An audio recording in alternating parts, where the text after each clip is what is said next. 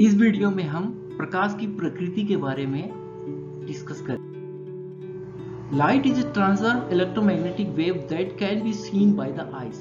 प्रकाश जो है एक अनुप्रस्थ तरंग होता है, विद्युत चुंबकीय तरंग होता है और यह आंखों के द्वारा देखा जा सकता है। आंख किसी का भी हो, मनुष्य और अन्य जीव प्रकाश का अनुभव कर सकते हैं। In the 17th century, two different theories about the nature of light were proposed. These theories were the wave theory and the corpuscular theory. प्रकाश के बारे में 17वीं शताब्दी में जो इसकी प्रकृति को स्पष्ट करने के लिए प्रस्तुत की गई वो थ्योरीज थी वेव थ्योरी और कॉर्पस्कुलर थ्योरी। कॉर्पस्कुलर थ्योरी को कहा जाता है कड़ी का सिद्धांत। In optics, the corpuscular theory of light arguably set forward by the Descartes in 1637. जो corpuscular theory है, कड़ी का सिद्धांत है, सबसे पहले रेने डिस्कार्टिस के द्वारा 1637 में प्रस्तुत की गई। हालांकि कार्पस्कुलर थ्योरी या कि कड़ी का सिद्धांत के साथ न्यूटन का नाम इस तरीके से जुड़ा हुआ है कि एक सामान्य जो विद्यार्थी है वह डिस्कार्टिस को इसके लिए किसी प्रकार का जो क्रेडिट है नहीं देना चाहेगा, परंतु यह एक भूल होगी। कड़ी का सिद्धांत की जो सबसे पहले प्रस्तुति डिस्कार्टिस ने 1637 में की, इसके बारे में फिर न्यूटन ने आगे चल के विस्तार से लोगों को बताया। ये कॉर्पस्कुलर थ्योरी कहती है कि light is made of small discrete particles called corpuscles. It means little particles which travel in a straight line with a finite velocity and possesses impetus. This was based on an alternate description of atomism of the time period. Isaac Newton was a pioneer of this theory. He notably elaborated upon in 1672. Isaac Newton इस सिद्धांत को बहुत विस्तार से आगे बताते हैं और उन्होंने 1672 में इसके संदर्भ में अपना शोध प्रस्तुत किया। In this theory, he successfully explained the nature of light. The corpuscular theory is the simplest theory of the light, in which light is assumed as the teeny particles called corpuscles. The corpuscular theory is often referred to as particle theory or Newton's theory of light. This early conception of the particle theory of the light was an early forerunner to the modern understanding of the photon. हालांकि photon के बारे में मैं ये कहना चाहूंगा कि हालांकि न्यूटन का कड़ी का सिद्धांत बहुत जल्दी हाइगन के तरंग सिद्धांत की प्रस्तुति के बाद फेल हो गया, परंतु 18वीं शताब्दी में जब फोटॉन का सिद्धांत आया तब कड़ी का सिद्धांत की महत्ता एक बार फिर से बढ़ी। In 1678, Christian Huygens published Traité de la Lumière, where he argued in favor of wave nature of light. 1678 में हाइगन अपना तरंगिका का सिद्धांत लेकर के आते हैं और वो सिद्ध करते हैं कि जो प्रकाश है वो वेव नेचर का होता है। Huygens stated that an expanding sphere of light behaves as if each point on the wave front were a new source of radiation of the same frequency and phase. आप इसको समझने के लिए ये कह सकते हैं कि एक प्रकाश का कोई बिंदु स्रोत है, वहां से प्रकाश की किरणें हर दिशा में निकल रही हैं और आप उस घटना को मान सकते हैं कि एक बहुत बड़ा गोला है और उस गोले के सेंटर पर एक दीपक रखा हुआ है। तो प्रकाश की किरणें हर दिशाओं में निकलती हैं और किसी क्षण एक गोले का निर्माण करती हैं। अगर हम उसके किरणों का संचरण देखें तो प्रकाश का बिंदु स्रोत जो है उससे निकलने वाली किरणें इस प्रकार से गति करती हैं कि जैसे गोले की त्रिज्या बढ़ती जा रही है। एक छोटा सा बिंदु है, फिर वह एक गेंद का रूप लेता है, गेंद बड़े गोले का रूप लेता है और फिर उसकी आकृति बढ़ती जाती है। तो इस प्रकार से वेव प्रकाश की जो तरंगे हैं वो आगे बढ़ती हैं। और सबसे बड़ी बात हाइगन ने कहा कि उस गोले के केंद्र पर स्थित प्रत्येक बिंदु अपने आप में प्रकाश का एक नया स्रोत होता है और वहां से उत्पन्न होने वाली प्रकाश तरंगें उसी फ्रीक्वेंसी की होती है जिस फ्रीक्वेंसी की मूल तरंगे थी और उसकी कला भी वही होती है। तो फ्रीक्वेंसी और फेज ये दो परिभाषिक शब्द हैं फिजिक्स के, इसके बारे में आप किसी अन्य वीडियो में जानकारी प्राप्त करेंगे। The wave nature of light was first illustrated through experiment on diffraction and interference. Like all electromagnetic waves, light can travel through a vacuum. The transverse nature of light can be demonstrated through polarization. यहाँ पर हम तीन शब्द देखते हैं, diffraction, interference and polarization. The wave nature of light was first illustrated through experiment on diffraction and interference. तो इसके ऊपर एक रोचक चीज आपको मैं बताऊं, अभी सुशांत सिंह राजपूत बहुत चर्चित रहे हैं, उन्होंने अपने व्यक्तिगत कारणों से आत्महत्या कर ली और उनका जो मेरे जिंदगी के 50 सपने करके एक उनकी पर्सनल डायरी सामने आई, उसमें उनका एक सपना था कि मैं डबल स्लिट एक्सपेरिमेंट करना चाहता था या कि करना चाहूंगा। तो वो डबल स्लिट एक्सपेरिमेंट क्या है? डबल स्लिट एक्सपेरिमेंट वास्तव में थॉमस यंग ने प्रकाश को तरंग प्रकृति संचरण के संदर्भ में प्रयोगशाला में करके दिखाया था और इंटरफेरेंस की उस घटना को हम आंखों से देख सकते हैं और उससे निर्विवाद रूप से तय होता है कि प्रकाश की प्रकृति तरंग प्रकृति होती है।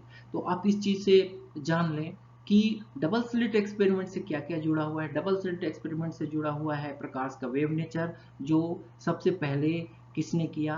थॉमस यंग ने किया। और फिर बाद में फ्रेनेल डिफ्रैक्शन के आधार पर भी प्रकाश की तरंग प्रकृति प्रस्तुत की। तो इस प्रकार से यदि प्रकाश को तरंग प्रकृति का संचरण हम सिद्ध करना चाहें तो दो चीजें जो उसको निर्विवाद रूप से सिद्ध करती हैं वो प्रकाशिक ऑप्टिकल फिनोमेना होती हैं, डिफ्रैक्शन एंड इंटरफेरेंस। इसके बारे में आप कक्षा 12वीं के फिजिक्स में पढ़ेंगे। Like all electromagnetic waves, light can travel through a vacuum। और इलेक्ट्रोमैग्नेटिक वेव, सबसे पहले कणिका सिद्धांत में दिक्कत यही हुई थी और कि बहुत सारे क्वेश्चन उठे थे कि तरंगी इंटरफेरेंस की घटना को आप कैसे एक्सप्लेन करेंगे। तो न्यूटन का कड़ी का सिद्धांत तो उसको एक्सप्लेन नहीं कर सकता, डिफ्रैक्शन को नहीं कर सकता। तो यहाँ पर हम ये देखते हैं कि लाइक ऑल इलेक्ट्रोमैग्नेटिक वेव्स, प्रकाश इलेक्ट्रोमैग्नेटिक वेव है, ये भी एक बहुत महत्वपूर्ण जानकारी थी। इलेक्ट्रोमैग्नेटिक वेव के बारे में वैज्ञानिकों को पहले से पता था, परंतु वैज्ञानिक ये नहीं जानते थे कि प्रकाश भी एक इलेक्ट्रोमैग्नेटिक वेव ही है, उसी फैमिली का एक सदस्य है। तो आज की तारीख में हम जानते हैं कि like all electromagnetic waves, light can travel through a vacuum. Vacuum में ट्रेवल करने के लिए जो रीजन दिया जाता है कि कोई भी वेव वैक्यूम में कैसे गति करता है, तो वैक्यूम में गति करने के लिए उसका इलेक्ट्रोमैग्नेटिक प्रकृति का होना आवश्यक है। क्योंकि प्रकाश सूर्य से चल करके धरती पृथ्वी तक आती है और इस बीच में निर्वात का बहुत सारा हिस्सा होता है, क्योंकि पृथ्वी का वायुमंडल बहुत अधिक दूरी तक नहीं है, लगभग 1000 किलोमीटर की ऊंचाई तक ही धरती की सतह से वायुमंडल पाया जाता है। और हालांकि वायुमंडल की सघनता के हिसाब से तो बहुत लंबी चौड़ी इसके वायुमंडल के लेयर दिखाए जाते हैं, परंतु लगभग 1000 किलोमीटर तक वायु में आकाश में या कि स्पेस में कुछ मात्रा में गैस के मॉलिक्यूल्स मिलते हैं। तो धरती से सूर्य की दूरी होती है 15 करोड़ किलोमीटर और उस दूरी को प्रकाश तय करता है। तो यह बिना माध्यम के किस प्रकार से ये गति होती है, तो इसको एक्सप्लेन करने के लिए कहा जाता है कि प्रकाश एक इलेक्ट्रोमैग्नेटिक वेव है जिसको चलने के लिए किसी भी माध्यम की आवश्यकता नहीं होती। तो अगर आपसे कभी प्रश्न पूछा जाए कि लाइट किस प्रकार की तरंग है, तो हम कहेंगे इलेक्ट्रोमैग्नेटिक वेव है। और उसका जो कंपन का पैटर्न कैसा है, तो कहेंगे कि वह अनुप्रस्थ यानी कि ट्रांसवर्स वेव है। The transverse nature of light can be demonstrated through polarisation. प्रकाश की प्रकृति अनुप्रस्थ होती है, यह कैसे सिद्ध होता है? तो आपका जवाब होगा बाय पोलराइजेशन। देखते हैं थॉमस यंग के बारे में। मैंने पहले ही बोला कि थॉमस यंग वो वैज्ञानिक थे जिन्होंने डबल स्लिट एक्सपेरिमेंट करके सिद्ध किया कि प्रकाश तरंग के रूप में गति करता है, और फ्रेनेल ने डिफ्रैक्शन के द्वारा तय किया कि प्रकाश तरंग के रूप में गति करता है। और इस प्रकार से इन्होंने प्रयोगशाला में सिद्ध कर दिया कि न्यूटन का कॉर्पस्कुलर थ्योरी एक सही थ्योरी नहीं है। प्रकाश को समझाने के लिए यह सिद्धांत अनुपयुक्त है। हम देखते हैं कि प्रकाश किस प्रकार से उत्पन्न किया जाता है। तो हम पाएंगे कि light is produced by either of two methods. First is incandescence. Incandescence mean जब हम किसी चीज को गर्म करते हैं और उसका टेम्परेचर 800 केल्विन से अधिक हो जाता है, तब उससे लाइट निकलने लगती है। आप लकड़ी को जलाते हैं, कागज को जलाते हैं, किसी भी चीज को जलाते हैं तो उससे लाइट निकलती है, और ये प्रक्रिया कहलाती है इनकैंडेसेंस। फिर दूसरा होता है luminescence, is the emission of light when excited electrons fall to lower energy levels. ये एक आणविक प्रक्रिया है, आणविक परमाणुविक प्रक्रिया है। जब इलेक्ट्रॉन अपनी कक्षा से जंप करके हायर एनर्जी लेवल पे जाते हैं, फिर लौटते हैं, तो दोनों एनर्जी लेवल के बीच जो गैप होता है, एनर्जी गैप होता है, ठीक उस एनर्जी गैप के बराबर वो प्रकाश ऊर्जा का उत्सर्जन करते हैं। The speed of light in a vacuum is a universal constant in all reference of frame। प्रकाश की किरणों, प्रकाश के वेव का वेग आप किसी भी फ्रेम में नापें। फ्रेम दो प्रकार के होते हैं, न्यूटोनियन एंड आइंस्टाइनियन। न्यूटोनियन फ्रेम को हम कहते हैं जड़त्वीय फ्रेम, और दूसरे फ्रेम को हम कहते हैं अजड़त्वीय फ्रेम। तो किसी भी फ्रेम में आप प्रकाश के वेग को नाप लीजिए, वह एक कांस्टेंट ही होगा, जो कि कितना होता है। The speed of light in A vacuum is fixed at, आप देखिए फिगर कितना बड़ा है, इकाई, दहाई, सैकड़ा, हजार, 10,000, लाख, 10 लाख, करोड़, 10 करोड़ मीटर पर second. 3 crore kilometre, sorry 3 lakh kilometre पर सेकेंड की गति से प्रकाश की किरणें गति करती हैं वैक्यूम में। The speed of light in a medium is always slower than speed of light in a vacuum। किसी अन्य माध्यम में प्रकाश की जो गति होती है वो वैक्यूम की तुलना में कम ही होती है, यानी कि सबसे अधिक गति वैक्यूम में होती है। The speed of light depends upon the medium through which it travels। यानी कि प्रकाश की गति जो है उस मीडियम पर डिपेंड करती है जिसमें से होकर वह गुजरती है। प्रकाश हमेशा पारदर्शी माध्यम से गुजरती है, वह अपारदर्शी माध्यम से गति नहीं कर सकती। The speed of anything which with mass is always less than the speed of light in A vacuum. किसी भी मास यानी कि द्रव्यमान, ऐसा कण जिसमें कोई द्रव्यमान है, वह कभी भी प्रकाश के बराबर गति नहीं कर सकता। यानी कि दुनिया में जो सर्वाधिक गति पॉसिबल है वह है प्रकाश की गति। तो प्रकाश की गति एक ऐसी अद्भुत जो एक पैमाना है और मैक्सिमम है कि उस गति से तीव्र गति संभव ही नहीं है। प्रकाश की गति सर्वोच्च संभव गति होती है, जो कि केवल और केवल प्रकाश या कि तरंगों, विद्युत चुंबकीय तरंगों के द्वारा ही मेंटेन की जा सकती है। स्लाइड में हम देखते हैं amplitude of a light wave is related to its intensity. प्रकाश की जो तीव्रता है उसके प्रकाशिक तरंगों के एम्पलीट्यूड यानी कि आयाम पर डिपेंड करती है। इंटेंसिटी का संबंध किससे है? एम्पलीट्यूड से है। Intensity is the absolute measure of light waves power density. यानी कि इंटेंसिटी का संबंध पावर डेंसिटी से है, ऊर्जा घनत्व। Brightness is the relative intensity as perceived by the average human eye. Brightness का तात्पर्य क्या है?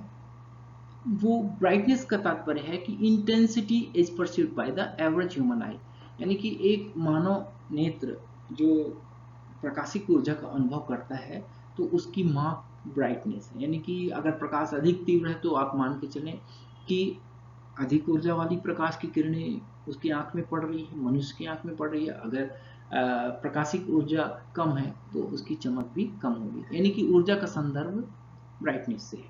The frequency of a light is related to its colour, और जो प्रकाश का रंग है उसकी फ्रीक्वेंसी से तय होता है। फ्रीक्वेंसी वेवलेंथ से भी संबंधित होती है। फ्रीक्वेंसी और वेवलेंथ एक दूसरे के इनवर्सली प्रोपोर्शनल है, तो हम ये कह सकते हैं कि प्रकाश का जो तरंग दैर्ध्य है वो वेवलेंथ से और फ्रीक्वेंसी दोनों से रिलेटेड है।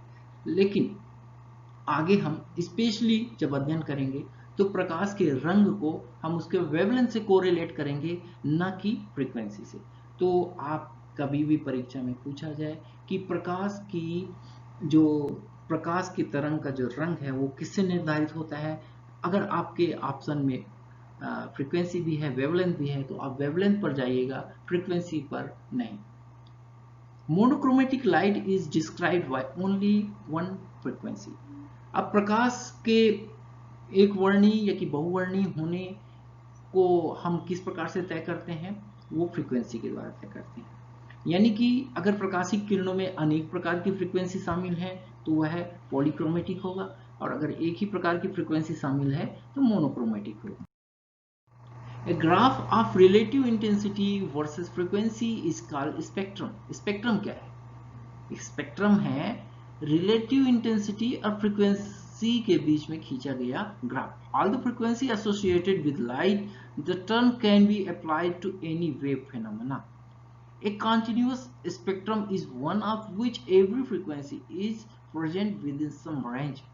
कंटिन्यूअस स्पेक्ट्रम से तात्पर्य है कि जिस स्पेक्ट्रम में हर प्रकार की फ्रीक्वेंसी उपलब्ध है वह कंटिन्यूअस है, और अगर कुछ फ्रीक्वेंसीज उसमें से नहीं है यानी कि अनुपलब्ध है तो हम उसको कहेंगे डिस्क्रीट स्पेक्ट्रम या कि discontinuous spectrum. Black body radiators emit ए कंटिन्यूअस स्पेक्ट्रम। ब्लैक बॉडी क्या चीज है, यह भी भौतिकी का एक बहुत ही महत्वपूर्ण चैप्टर है। किसी वीडियो में यह जब सिलेबस में आएगा तो मैं समझाऊंगा। तो अगर आपसे पूछा जाए कि एक कंटिन्यूअस स्पेक्ट्रम प्राप्त होता है तो आप बताएंगे कि ब्लैक बॉडी रेडिएटर से। The excited electrons in A gas emit discrete spectrum. और जैसे ब्लैक बॉडी एमिशन है वह हर प्रकार की फ्रीक्वेंसी प्रोड्यूस करता है, लेकिन एक इलेक्ट्रॉन एक्साइटेड इलेक्ट्रॉन जो कि एक गैस चेंबर में स्पेक्ट्रम उत्पन्न करता है वह डिस्क्रीट होता है, मतलब इससे एक पर्टिकुलर फ्रीक्वेंसी एक पर्टिकुलर कलर की ही लाइट निकलती है।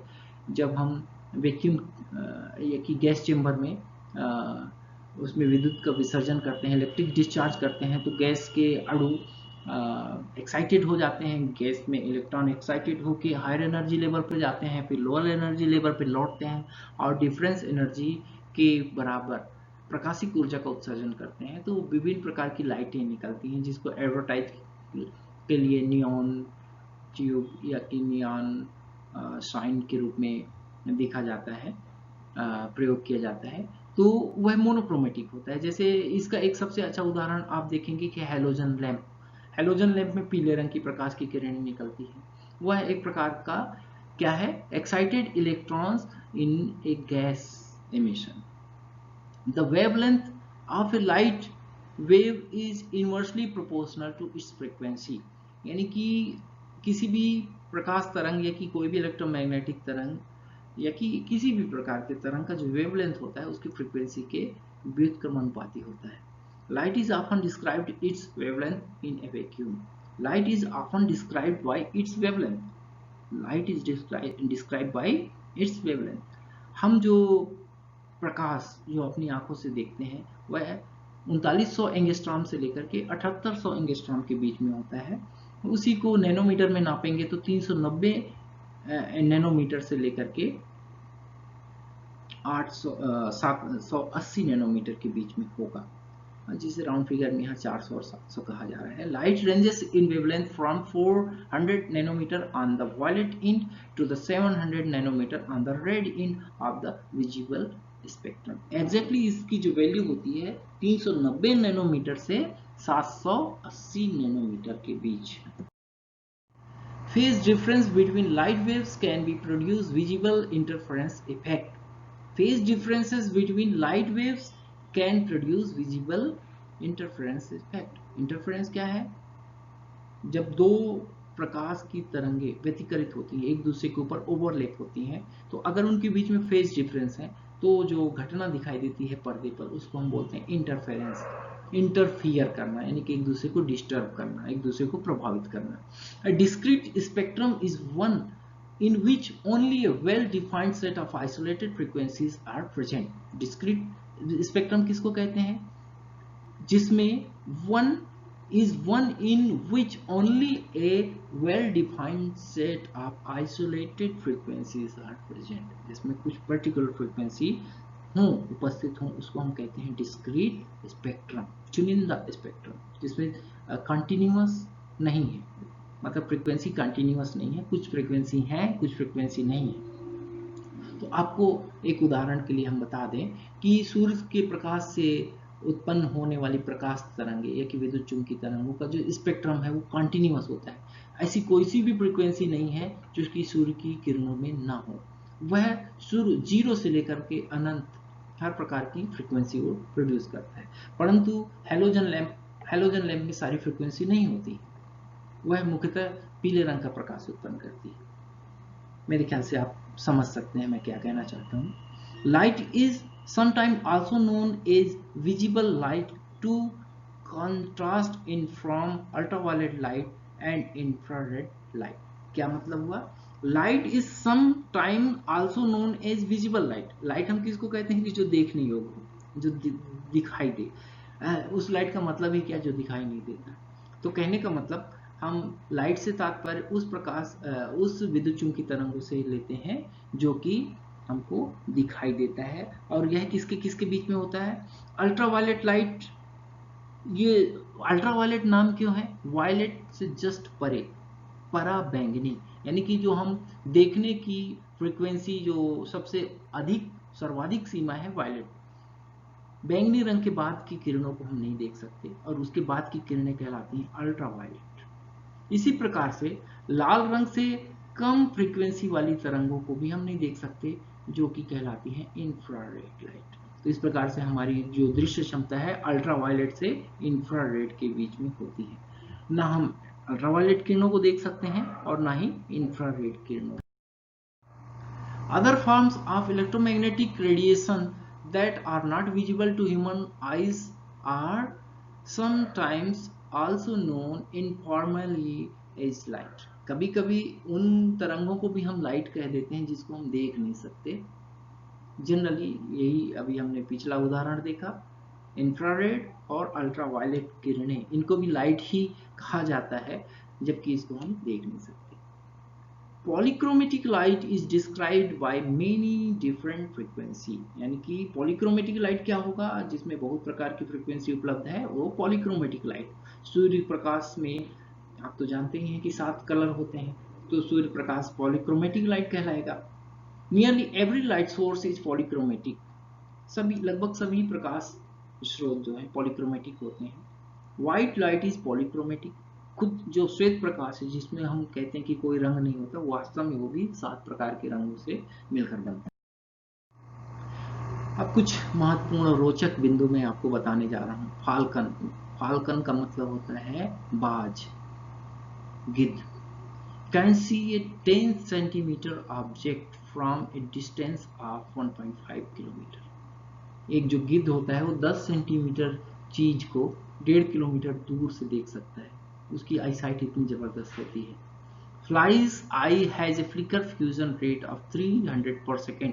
Humans have a flicker fusion rate of only 60 per second in bright light and 24 per second in dim light. यानी कि हम मक्खी फ्लाई की आंख के बारे में जान लें कि वह 300 चक्र, यानी कि कोई चीज घूम रही है तो 300 चक्कर प्रति सेकंड अगर उसका है चक्रण घूमने की दर, तो भी वो मक्खी देख सकती है। जबकि हमारी आंख केवल 60 चक्र प्रति सेकंड की मूविंग पार्टिकल को ही जज कर सकता है, अगर लाइट तेज हो ठीक ठाक हो तो, अन्यथा 24 पर सेकेंड, 24 साइकिल पर second. Octopus eyes has a flicker fusion frequency of 70 per second in bright light. Penguin has a flat cornea that allows for clear vision underwater. Penguin can also see into the ultraviolet range of the electromagnetic spectrum. Penguin की जो cornea होती है वो flat होती है और इससे उसको कौन सी सुविधा मिलती है, वो क्लियर विजन होता है, वो पानी के अंदर भी बहुत साफ साफ देख सकती है। और पेंगुइन की दूसरी विशेषता यह है कि वह अल्ट्रावायलेट रेंज की किरणों को भी देख सकती है। स्पैरोज, गौरैया, गौरैया की जो रेटिना है वो 400,000 फोटो रिसेप्टर्स के साथ होती है। कहने का मतलब उसकी दृश्य क्षमता बहुत अधिक होती है।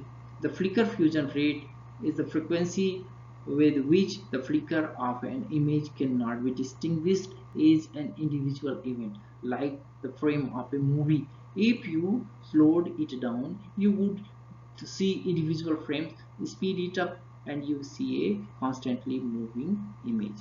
तो अभी फ्लिकर रेट हमने जो डिस्कस किया उसका मतलब समझाया गया है कि किसी मूविंग, किसी घूमती हुई या कि चलती हुई वस्तु बहुत जब तेज चलती है तो हम दो वस्तुओं के बीच में अंतर नहीं कर पाते, उसी को फ्लिकर रेट कहा जाता है। मानव नेत्र की क्षमता 60 और 24, तेज लाइट में 60 चक्कर प्रति सेकंड घूमती हुई वस्तु को हम समझ सकते हैं कि कोई चीज घूम रही है, उससे तेज घूमेगी तो हमको वह समझ में नहीं आएगी। Reindeer can see ultraviolet wavelengths which may help them view contrast in their mostly white environment. Reindeer क्या है, अल्ट्रावायलेट रेस को भी देख सकते हैं। Just note so far, एक बात नोट करिए, the speed of light in a vacuum is represented by the letter C. प्रकाश की गति को C अक्षर से दिखाया जाता है। वैसे जनरली हम फिजिक्स के जब सवाल हल करते हैं तो वेलोसिटी को V से रिप्रेजेंट करते हैं, परंतु प्रकाश की गति को हम C से रिप्रेजेंट करते हैं। क्यों? क्योंकि यह लैटिन के एक वर्ड सेलेरिटास